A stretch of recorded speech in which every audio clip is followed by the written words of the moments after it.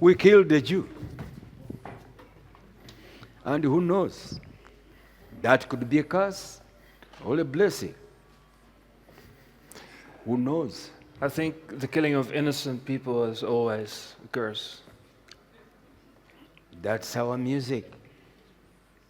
We kill the innocent. We kill ourselves. We hate each other. We don't love each other.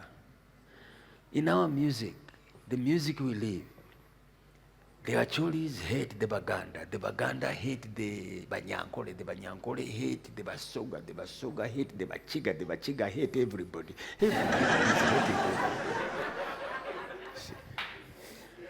We don't love each other. And that's what we are trying to explain, Wallace. We don't love each other.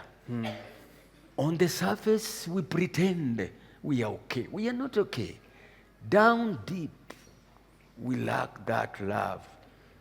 Love which ought to bond us together. We don't have it.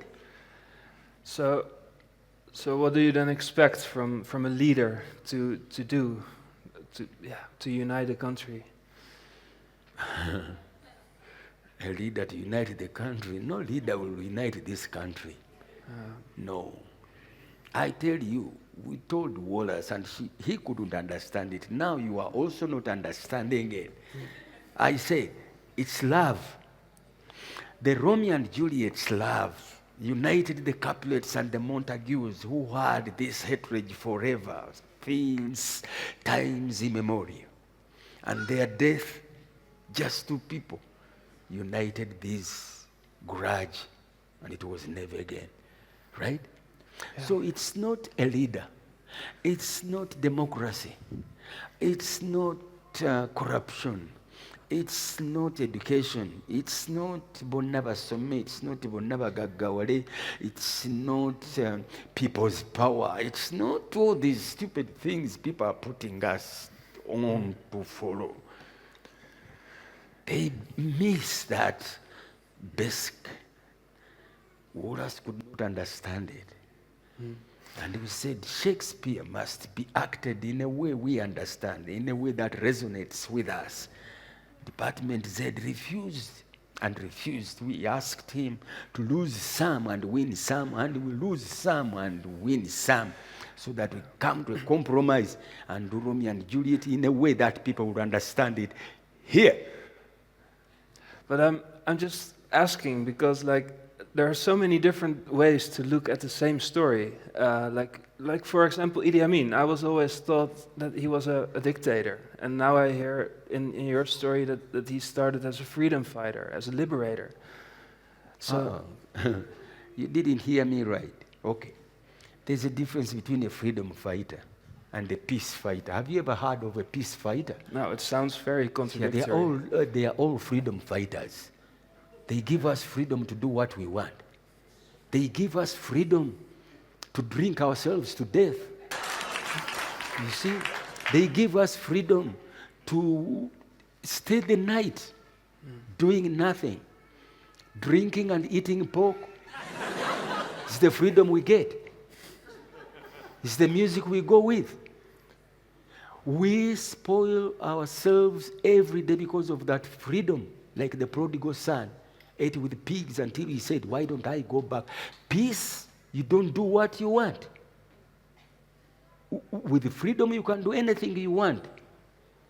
And here we are, with the freedom, ourselves watching pornography everywhere.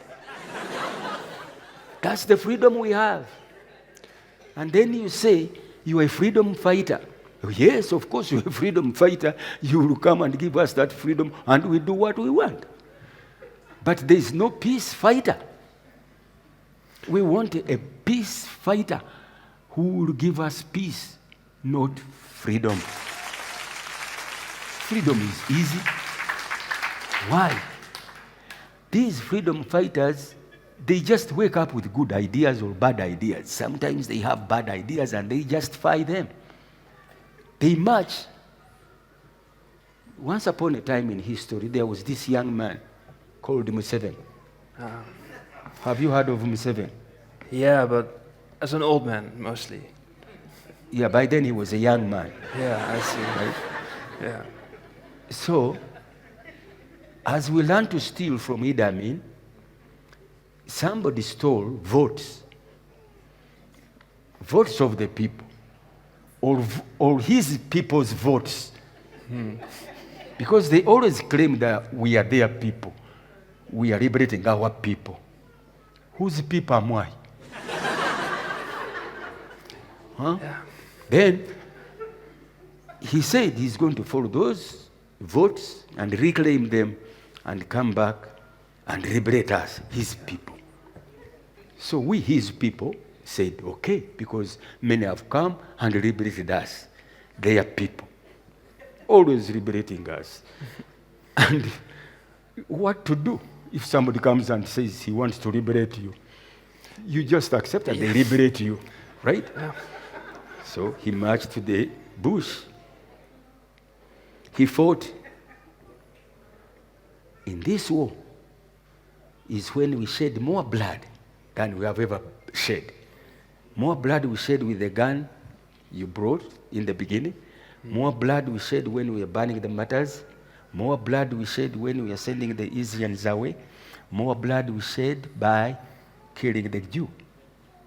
This time, 500 people shed blood, their blood, and their skeletons were laid on the streets, even up to today, in Ruero somewhere, where the war took place. We, as a department Z, went to examine those skulls. Why?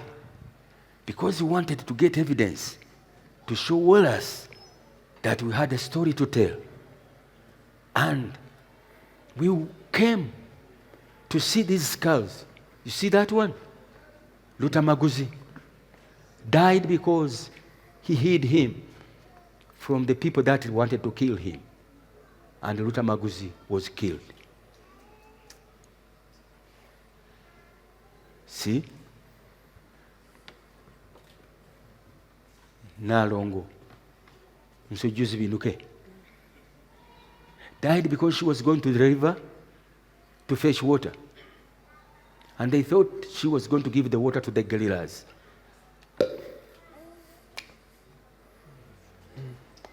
Died. Chibwege. Chibwege was a drunkard. Going back home drunk with his bottle of what we call enguli. They thought he was going to give enguli to the guerrillas.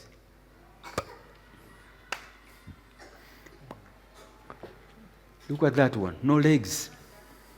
Perhaps he was lame, or they cut the legs off. One general, Kasirye Gwanga Muje, told me a story that he had no shoes. And when they shot somebody, he saw this boot and he knew it would fit him. He cut off the legs of the man with the boots, and he went away to get the boots on off him, and he put them on. Perhaps he's the one, because he has no legs. Uchuri. Not this Uchuri, you know.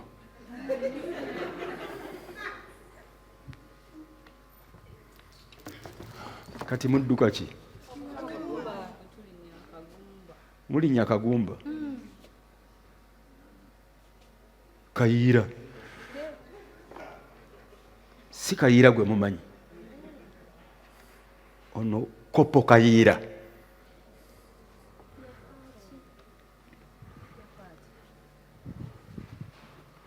Obuuza yafa ki? Yafa mwenge nnyabo. Mu lutalo yafa mwenge. Kale ensujju eno.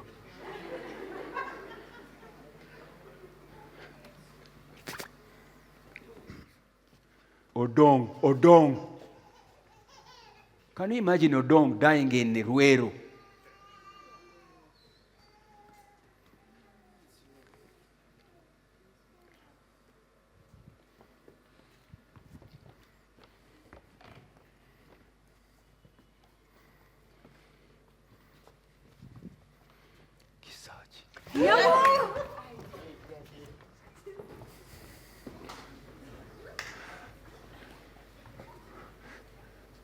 So who's that? Who? Kisachi? What did he do? Are you a spy? Ah. Some of you are spies here. No, I deny all accusations. So, that's the music we are going on with. Now we are living a different kind of music. A music, let me go and tell it to you quietly, because these days are these days. Those days were those days.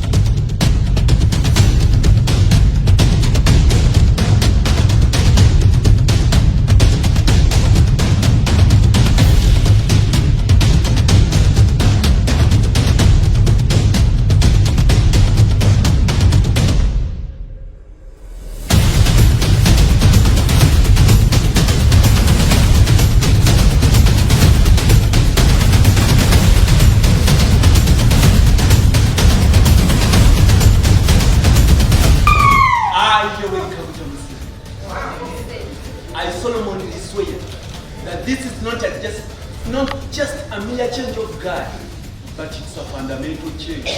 So, help me, bro. Now you know who you are.